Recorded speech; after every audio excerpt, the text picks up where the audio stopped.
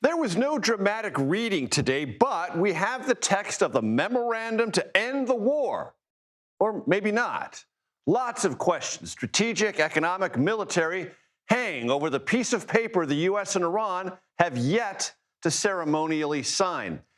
There is a new Fed chairman, but it's the same Fed policy, steady on interest rates. But there is a new less is more philosophy on monetary loquaciousness. Try to say that 5 times fast. Global oil prices falling fast. Benchmark American and British crude futures trading below $80 per barrel. That is good. But when will gas prices really come down? When will global oil supplies rebound to pre-war levels? We will try to find out.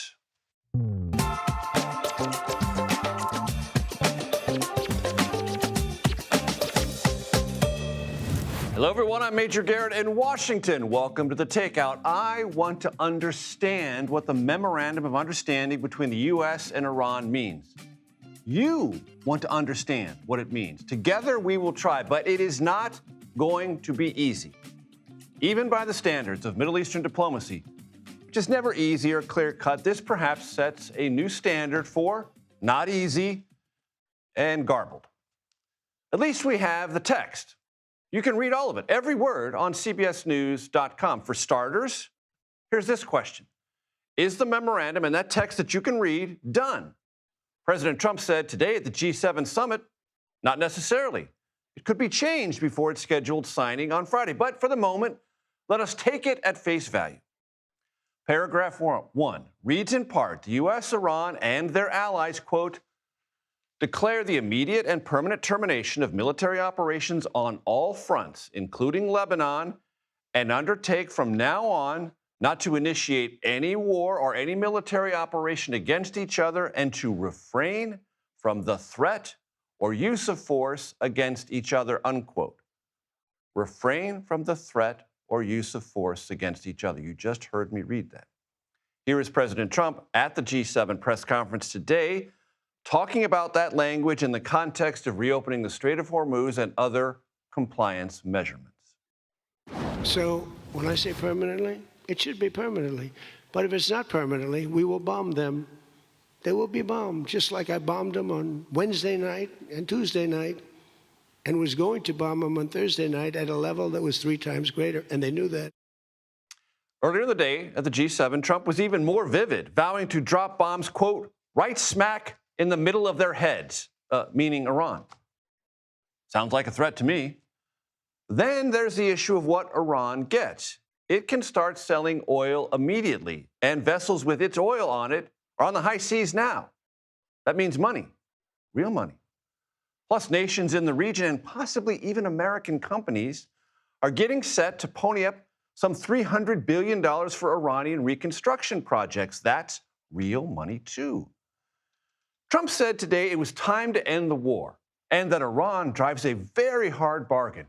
He also said, and this is important, he was motivated in part by the specter of Republican President Herbert Hoover, ruined in the early 1930s by the Great Depression. The only difference is that a player that's very volatile, very tough, very smart, frankly. You know, they have, in one way, a primitive culture, but it's also a genius primitive culture. They're very smart people, very good negotiators, but so are we. So rather than possibly going into a depression, rather than having your favorite president be Herbert Hoover, I was always the one I didn't want to be. At the same time, Trump said the U.S. had maximum leverage over Iran. Can that be true? If Trump fears failing to declare peace now might trigger a Hoover-like global depression, can you have leverage and fear things like that at the same time? Again, I'm just trying to understand. Trump also criticized again Israel and Israeli Prime Minister Benjamin Netanyahu for military attacks against Hezbollah in Lebanon. Trump called them excessive, noting the obvious truth that scores of civilians have died inside Lebanon as Israel has targeted Hezbollah fighters, funded, of course, by Iran. And so the Lebanon piece is something we'll have to work on a little bit. It's a very small piece of the puzzle, actually, but it still makes a lot of noise. The big deal is the Iran deal. That's where the money is, where the power was. But they have Hezbollah, and you got to get that done one way or the other. We'll do it. I think Israel can do a much better job on it. That, on its face, is siding with an Iranian proxy. Israel is not a signatory to the memorandum. Will it withdraw from southern Lebanese areas it now occupies? Will it stop its military maneuvers against Hezbollah? And if it doesn't, will the memorandum unravel? Again, I am just trying to understand. And what about the Strait of Hormuz? It will reopen. That much we know is agreed upon.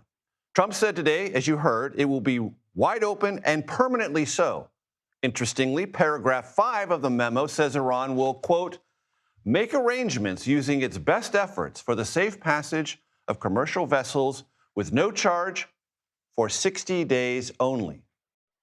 60 days only. After that, the memo says, quote, Iran will conduct dialogue with the Sultanate of Oman to define the future administration and maritime services in the Strait of Hormuz. That means talks with Oman.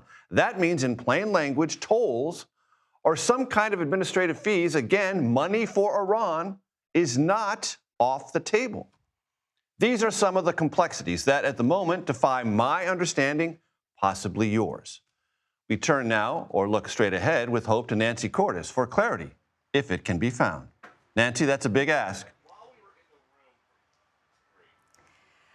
Well, Major, I think there are lots of questions and complexities, but I think for a lot of leaders here in Europe, for a lot of lawmakers at home, even for the Pope, the fact that this deal represents an off-ramp from a very costly, very controversial war, a way to get the strait reopened, to get oil flowing again, they're willing to accept the deal even if they don't think it's perfect, even if they are, as you are, confused about how it is exactly going to unfold. What we do know is that this 14-paragraph memorandum of understanding only has one, maybe two paragraphs that deal with Iran's nuclear program. And essentially what those paragraphs say is that the U.S. and Iran will work together over the next 60 days to talk about the enriched uranium Iran has already and how to dispose of it, and what to do about Iran's nuclear program going forward. But it does not, as President Trump has been claiming day after day here in Europe, eliminate Iran's nuclear program entirely and prevent Iran from ever getting a nuclear weapon ever again. So in Evian today, I asked him why he's making that claim if we now know that it is simply not reflected in the document. And he said, well, you know, it's simple. If they try to build a nuclear weapon, I'll just bomb them again. And I followed up this way. There's nothing enforceable in the deal itself. Is that correct? Doesn't have to be. I let him know. I said, look, if you don't adhere to the agreement, I don't want to do that, but we're going to bomb the hell out of you. And I don't think that they're going to veer from the agreement. What else am I going to do? Am I going to say, I'm going to take you to court? Let me take you to court. Let me sue you. No, we're going to bomb the hell out of them if they violate the agreement. Even Trump acknowledged that it's possible that the 60 days of nuclear negotiations with Iran that begin this Friday may not bear fruit, that Iran may not actually be willing to make major concessions. And he joked at the end of his press conference there that if it works out, he'll take all the credit. And if it doesn't, he is simply going to blame his vice president, J.D. Vance, who is leading negotiations, Major. We will have more on the J.D. Vance of it all later on in the program. Nancy Cordes, thank you very much. CBS News national security contributor Sam Vinograd joins me now. Sam, how do you read this? It's hard to read this as anything other than a capitulation document. It is very clear that Donald Trump wanted to end the war. Why? And he said this publicly, and we've also heard this from sources we're speaking with, because the economic pressure that Americans were feeling here at home was not politically suitable for him. He said publicly that he didn't want to see more of an economic catastrophe. He didn't say, we stopped their march to a bomb, we accomplished our objectives to denuclearize Iran. He said, I didn't want to see an economic downturn. So this decision appears to have been driven by political motivations. On its face, Major, this gives a whole lot to Iran, not once negotiations are complete, but immediately. So I read this MOU, and frankly, I'm scared by it. I'm scared by the sanctions waivers that are going to come. I'm scared by basically what appears to be a blank check to Iran to do a host of bad things, terrorism-related, missile-related, cyber attacks, human rights, because the document says no new sanctions while we are in these negotiations. So I find it quite frightening. And Sam, it's worth reminding our audience that when this began, there were many priorities: nuclear, but also ballistic missiles, support for terrorist proxies throughout the region, and regime change.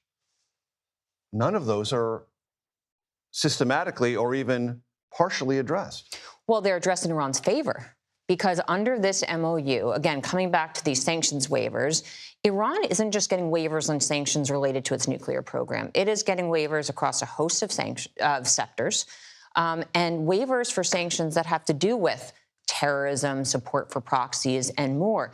At the same time, again, it says there's going to be a pause in any new sanctions. So if Iran supports terrorist groups all around the world, the U.S. is saying we're not going to sanction you as long as you stay committed to these negotiations. But none of these objectives were accomplished, Major. And when you hear the president say, as he did repeatedly today, well, if you don't comply, we'll bomb you. How do you think the Iranians interpret that? Well, I don't think they're going to take that seriously based on the fact that he just said, I can't afford to bomb you.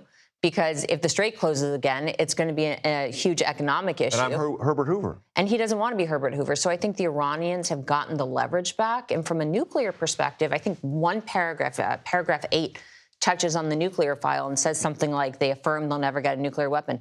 Guess how many times they've said that just since the Nuclear Non-Proliferation Treaty back in 1969, 1970. So I don't believe them. What I do believe is that Trump wanted out of this war. And unfortunately, the threats from Iran haven't diminished as a result of the war. They've probably increased.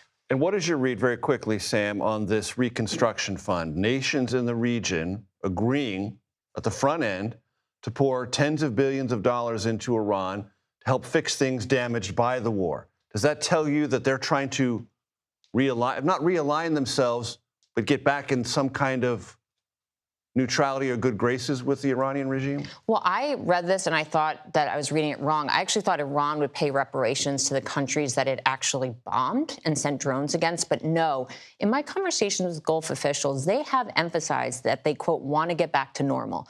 They want to bring investment back into their countries. They don't want missiles or drones coming into their territorial space. But, Major, giving money to Iran, especially through the central bank, is going to be very complicated from a sanctions perspective. And I don't know how many countries are going to be rushing to dump money into accounts that could be the subject of litigation or otherwise. It's just risky. Sam Vinograd, great stuff as always. I appreciate it. As was widely expected, the Federal Reserve unanimously voted today to keep interest rates unchanged. This was the very first rate decision under the new chairman of the Federal Reserve. His name is Kevin Warsh. The last time interest rates were lowered, December, under Chairman Jerome Powell. President Trump, as you well know, has repeatedly called for the independent central bank to lower rates. It did not happen. CBS News Money Watch correspondent and, importantly, co-host of CBS Saturday Morning, Kelly O'Grady, joins us. Kelly, not only did the Federal Reserve not move, but it did say something tersely about what it did and why it did it, and that terseness caught my eye. It definitely did. This was a spicy Kevin Warsh, Major. I was pleasantly surprised. He said so much without saying a ton. I mean, we were expecting this, this interest rate decision, right? But I don't think that this was a boring Fed day, because we got the mark that Kevin is already planning to remake the Fed, really put his stamp on it. He has convened a task force to focus on looking into how they do their communications, their inflation frameworks, how they collect and use data. I think there's a lot of economists that actually are going to be happy about that last one, because you and I have talked about how the data that the Fed uses, whether it's the jobs report, it's inflation data, the collection of it is something that more fits how things were done in the past. But he came out guns blazing and even saying, I don't know if we're necessarily always going to have a press conference. It really needs to be if there's something to communicate. Definitely had folks on their toes and didn't want to answer a ton of questions, because he said over and over he is not about giving forward guidance. He's not about telling you where he thinks interest rates should go in the future. And his philosophy there, as I understand it, Kelly, is that the Fed has been speaking way too much. And if it's not clear or restrained, markets can misinterpret that. Am I getting that about right? That's exactly right. His point is that the data is changing so quickly, very much acknowledged, and said that everyone in the room was on the same page about getting to price stability, even though there is a lot of uncertainty with the war in Iran. And I will give you an example of how things changed so quickly. So in March, right, that was before we saw the inflation due to energy prices going up with the war in Iran.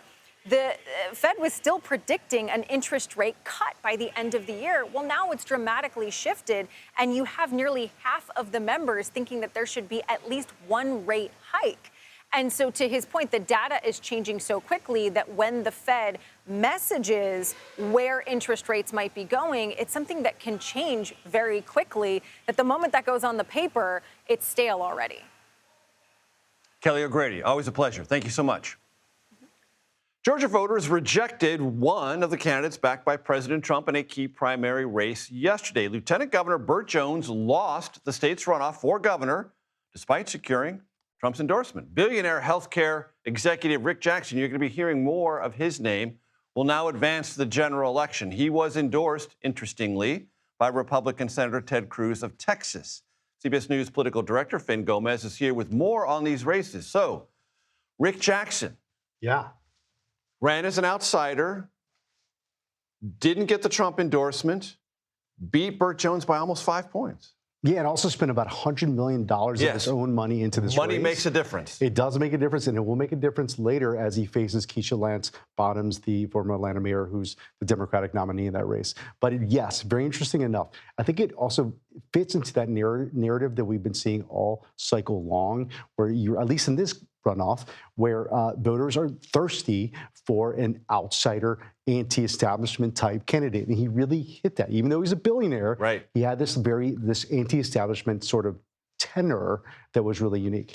And yet he had someone who you and I both know, Nick Ayers. He name-checked him in his celebratory remarks last night, named him as his campaign strategist for helping him win this election. Nick Ayers, very experienced, used to work in the Trump White House. So he had a political pro in Georgia running this outsider campaign. So it wasn't all outsider. He had a very experienced person at the helm. Absolutely. And Nick Ayers is a former chief of staff for the Vice President Pence, and he was very close. And look, a big part of the 2016 knows Georgia politics very well, like a very strong political operative there. So I mean, he overcame not just Trump's endorsement, but Governor Kemp, Brian Kemp, who before yesterday, a lot of people were talking about a potential 2028 contender, right? He spent a lot of his political capital, not just in this race, but in the other big runoff yesterday, which is, of course, the Senate runoff. And he went over 2, right? So Jackson overcame Trump and Kemp. Because Kemp endorsed Burt Jones also. He did. Lieutenant Governor Burt Jones, his lieutenant governor. Right. He was also someone who's very a close MAGA ally of the president. He was an alternate elector back in 2020. Like he was in a long time relationship with Trump. But he lost in that. Kemp's handpicked candidate, Derek Dooley, the former football coach, lost in that race. So he went over 2, a lot of political capital spent. In Georgia, with not much to show for it. Not much to show. But Ted How do Cruz, you look at that Senate race? Look, it is one of the most crucial. John Ossoff, incumbent Democrat, $60 million in his campaign war chest. Yes. Mike Collins won the runoff. He will be the Republican challenger. Has about a little under $2 million, as I understand. Yeah, and look, and that is it is. There'll be no shortage of money in this race. Absolutely not. And look, I even talked to some people close to Ossoff today who basically told me we're not taking anything for granted. We did get the candidate we wanted in Mike Collins, again, who the president calls MAGA Mike. Remember, Georgia's gotten much more purplish over the last few cycles. They feel they're feeling pretty good. A ton of money, as you said, but they expect Collins to get a ton of money also from his Republican allies pretty quickly. It's going to be one of the top races in the country that could decide who controls the Senate. Finn Gomez, appreciate it, sir. Thank you very much. Absolutely. Democratic Socialist, that's how she identifies herself. Janice Lewis George holds a commanding lead in the Democratic primary for D.C. mayor. She's up nearly 20 points with 68% of the vote in. D.C., this is the first time it's done so, uses ranked choice voting, which would only come into play if no candidate receives a majority of first-place votes. Nicole Killian has been following this race for us. She recently spoke with Janice Lewis-George.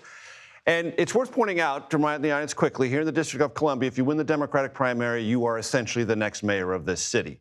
And the next mayor of this city has to deal with the reality of the Trump presidency. And you talked to Janice Lewis-George about that. Yeah, that's right. And it's quite a major factor in this race because keep in mind, just last week, President Trump said that he may consider a federal takeover of the city if she's elected. And she called that an attack on democracy. That being said, though, you know, this democratic socialist movement has really gained steam. We've seen people like Zohran Mamdani, of course, win very decisively in New York City. She has a fairly commanding lead thus far in the count. Although race has not been called. That's an important. Kenyon McDuffie has said we've got to wait for every vote to be counted. But, you know, it really goes to show the momentum that she has garnered in this race. I did ask her what her strategy would be in running the city if she's elected. Take a listen. Why do you think a democratic socialist like yourself is best positioned to run the District of Columbia? You know, because I think this moment calls for that level of moral clarity and courage. It calls for this level of ingenuity, and it calls for a leader who is focused on putting people first and delivering on the small things, right? Sewer socialism is talking about just making sure your 911 system works, your 311 works, your trash gets picked up, your snow gets plowed. Those basic things that make a difference in everyone's lives and delivering for residents in all 8 wards in the city.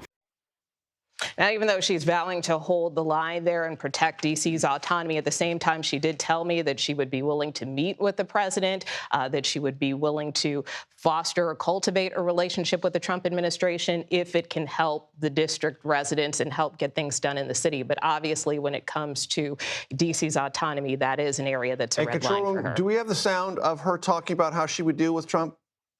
Please run that. I want to jump in and hear that. An attack on one of us is an attack on all of us. And I think that's really the crux of this, is that we deserve free and fair elections. We are a community who, unfortunately, because of our lack of statehood, are most vulnerable. And I try to emphasize to people, D.C. is the capital of this country. And so it takes us fighting back as the capital city. And that's why this moment is so critical in history for D.C.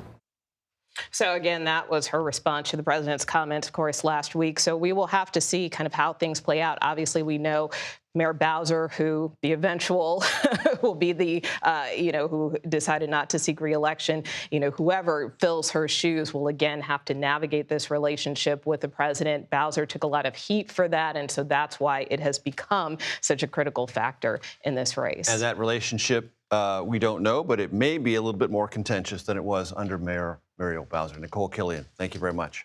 Still to come, the wife of a retired Army sergeant has been taken into ICE custody. Our Camilo Montoya Galvez spoke with him about his fight for her freedom. Plus, oil prices, as I mentioned, are falling as the end of the Iran war seemingly is in sight. Well, big question. Why is gas still so expensive? Well, we'll break that down, and you should expect to see maybe some relief when you fill up. And President Trump boasted of a big, beautiful blue reflecting pool in Washington. Now it's green with algae after a $1 million renovation. Why? Well, we're going to try to find out. The Takeout returns in 90 seconds.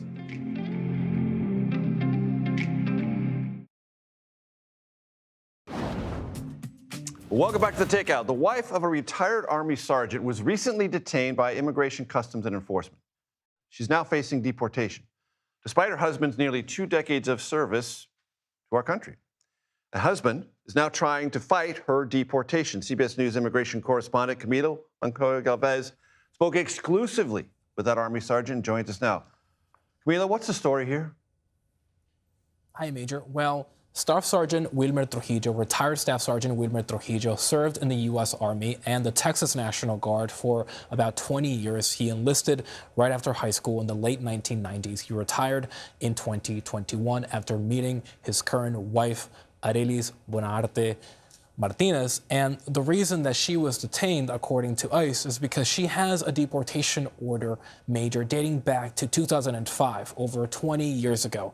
And over the past 8 years, since her last entry into the U.S. in 2018, she has been routinely checking in with ICE. that was happening without any incidents up until last week. Let's take a listen to what the sergeant told us. How does it make you feel that a part of the same government that you served is now detaining your wife and potentially planning to deport her? It breaks me because the country I worked my entire life for is ripping my family apart and taking away my wife. It makes me sick to my stomach. Has this been the hardest, most difficult challenge you've ever encountered in your life? Yes. More so than being deployed overseas? More so than being overseas, and never thought I'd be in this situation where I'm begging my own country to let my wife go so we can do our thing the right way. And Major, ICE detentions of military spouses or the spouses of U.S. service members or veterans were historically rare under prior administrations. But the Trump administration has taken the legal position that anyone here with a deportation order, even if they're not a criminal, should be prioritized for deportation and expelled from the country. The Trump administration, again, says that this woman deserves due process, that she received that due process, and now she should be returning to Honduras. What the lawyer for that family is arguing is that she would be eligible for a green card if her deportation order is nullified. Major. What options does this family have? And by any measure, Camilo, because you know how the administration defines this terminology, worst of the worst. Is there anything about this woman's life in America that remotely puts her in a category even close to worst of the worst? No, Major. She does not have any criminal charges or convictions. She has a clean criminal record in the U.S. She did enter the U.S. illegally twice, according to the Department of Homeland Security, and is facing civil violations of immigration law because of those illegal entries. But they were adjudicated in immigration court in a civil setting. She's not a public safety threat, according to ICE, the Department of Homeland Security, and the government. But again, from the administration's perspective, she did receive full due process. An immigration judge ordered her deported, and they believe that she should be returning home. What the family is arguing, Major, is that but for that deportation order, she would be eligible for a green card because she's married to a U.S. citizen who also happened to serve in the military, and she lacks a criminal record. And so if they are able to convince an immigration judge to reopen her deportation case, she would be eligible to become a legal permanent resident, and then eventually a U.S. citizen. All falls under the heading of priorities, immigration and otherwise. Camila Montoya Galvez, thank you very, very much. Still ahead. Thanks, Major. Georgia Senate race is set. And guess what? There are already ads between Mike Collins and John Ossoff. We'll have some of them a little bit later on the program. You're watching The Takeout.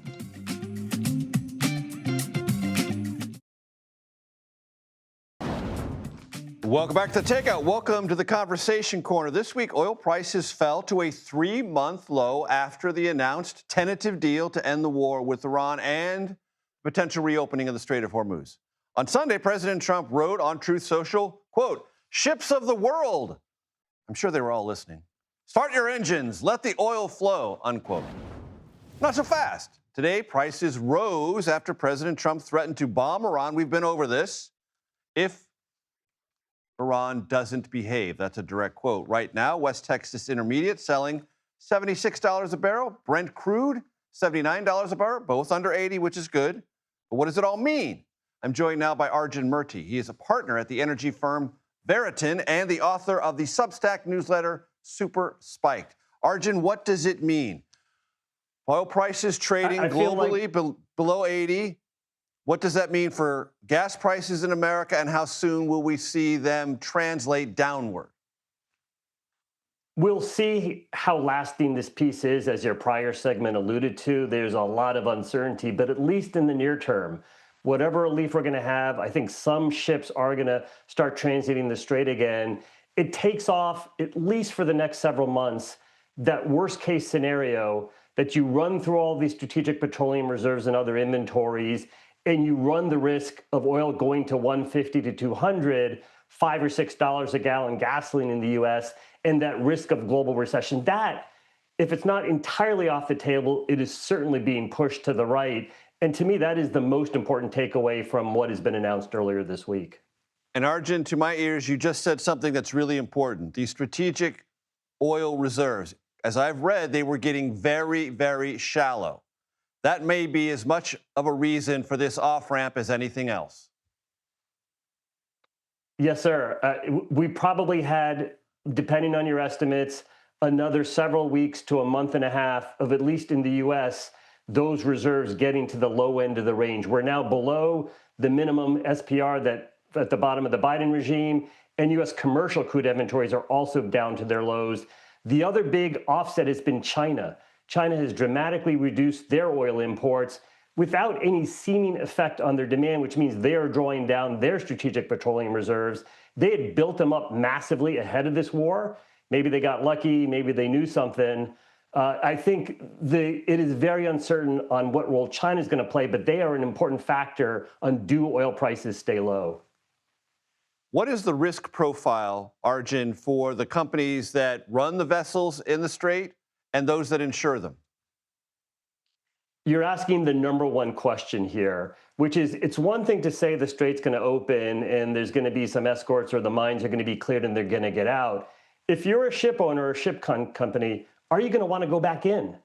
Is one confident the drones, the missiles are not going to head your way? And it might not be from whoever's the notional leader of Iran. It could be from some offshoot group. So it's a very tricky region. And if there was one stat to follow, it would be who's going back into the Strait, because that is a material consideration to then who can come back out. And what about the ability of the global economy to sort of reset itself in a way that gas prices here in the States and maybe even in Europe begin to noticeably decline? Is that 4 weeks off, 6 weeks off? I know there are a lot of variables, but if things stay stable, 4 to 6 weeks? 4 to 6 weeks is a good time frame. It may even be a little quicker than that. The crude oil price, the WTI that you noted, has already fallen $20, $30, $40 a barrel. That normally would directly translate to lower gasoline prices in the near term. The only thing to keep in mind is we're coming out of the winter shoulder months to typically the strong summer driving season. That historically has been a time of naturally higher gasoline prices. The other thing that goes into gasoline is the refining margin, and refinery outages have increased around the world. Ukrainian attacks on Russia has impacted the supply of gasoline globally, and that's one of the factors that's also going to weigh into how much does U.S. gasoline come down. But it may not feel great to consumers, but not having $5 or $6 a gallon gasoline, that is a huge victory. I'm not sure we get below 3, but some easing from where we are today should be happening in the next month or two. Arjun Murti, great stuff as always. I appreciate it. Thank you. And I hope you enjoy the Knicks parade tomorrow in New York. I know you're going. Up next, President Trump's intelligence director, Jay Clayton. That's his pick for it. Well, he was scheduled to testify on Capitol Hill today, but that hearing never happened. It was kind of chaotic. We'll give you the backstory when we come back. You're watching The Takeout.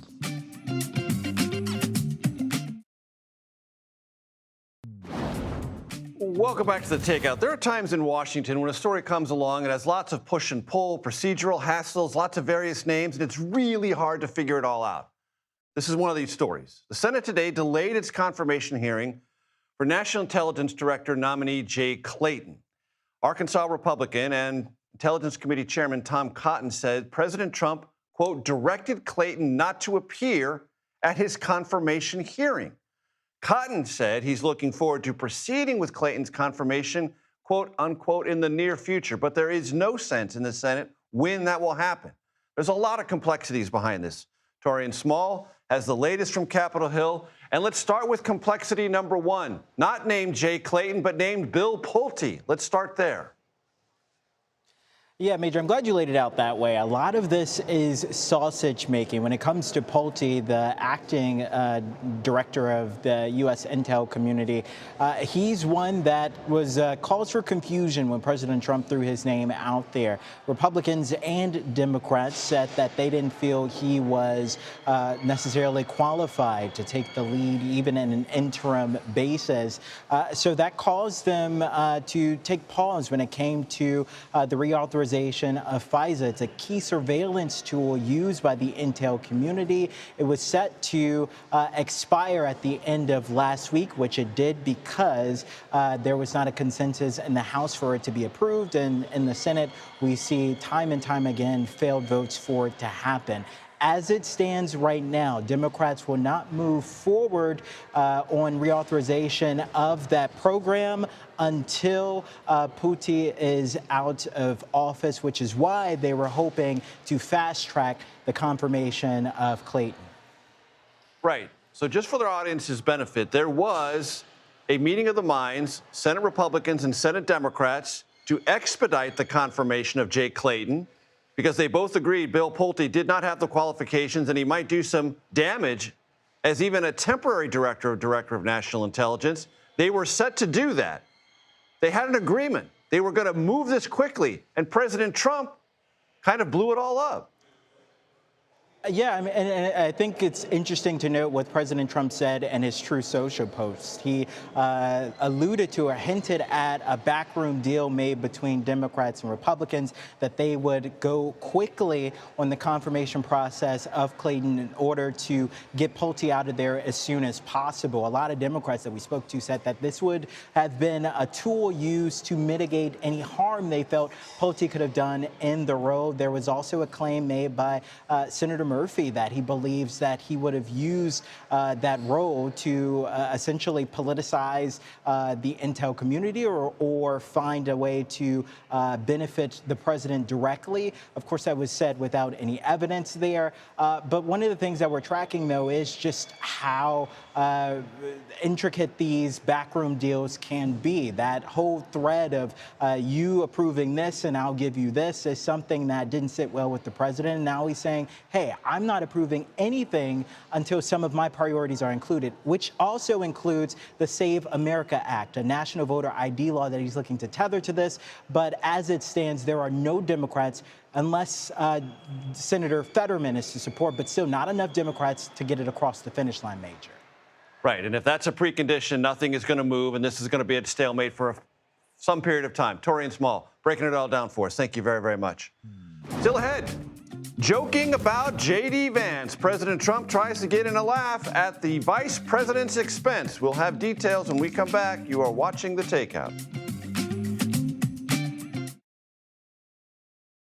There's some element to this where you send the vice president. If it works out, great, you'll look like a genius for sending him. And if it doesn't work out, it's the vice president's fault. I like that idea, sure. What? This way, if it works out, I'm going to take the credit. If it doesn't work out, I'm blaming J.D. You better be careful, J.D. He's going to turn his plane around and get the hell out of here. Yeah, I like that idea. I think it's a good idea. Welcome back to The Takeout. There you have it. President Trump joking. We'll blame J.D. Vance if the Iran deal falls through. Who doesn't want to joke about, ending a war that could trigger, if it goes on, a global recession? I don't know. It seems like Trump wants to do that. Political panel time. Republican strategist Matt Whitlock, great to have you here, sir. Democratic strategist Kendra Barkoff-Lammy, always good to have you. So, what I loved about that, joke was okay. I give it a 5.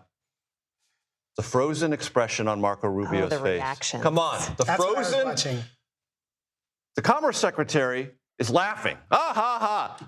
Marco's like, I'm on camera. I can't do anything with this. Matt, take us down what this means or doesn't mean. The entirety of that press conference had a lot of jokes. And I think some of them were like 7, 8, 9 jokes. The I'm going to blame JD joke, I think, was about a 5 because I don't think it's really a joke. JD ran his entire career on a non-interventionist foreign policy. And as we all know from the various reporting, he was skeptical, if not hostile to this. From the beginning. From the beginning. From the beginning. And I know that a lot of reporting has also shown us that Secretary Rubio and John Ratcliffe and others in the national security security space have been skeptical about this deal. And so I think what we're seeing on Marco's face is a little bit of concern about what this is going to look like. The president will try and reassure and say we've got this 60-day period to get more concrete terms. The problem is we're removing a lot of our leverage to do that. How do you get better terms on the things we went in for, nukes and the Strait of Hormuz, after we've removed some of that leverage? That's what Marco's sort of seeing, like, hello, darkness, my old friend, as he's seeing this play out.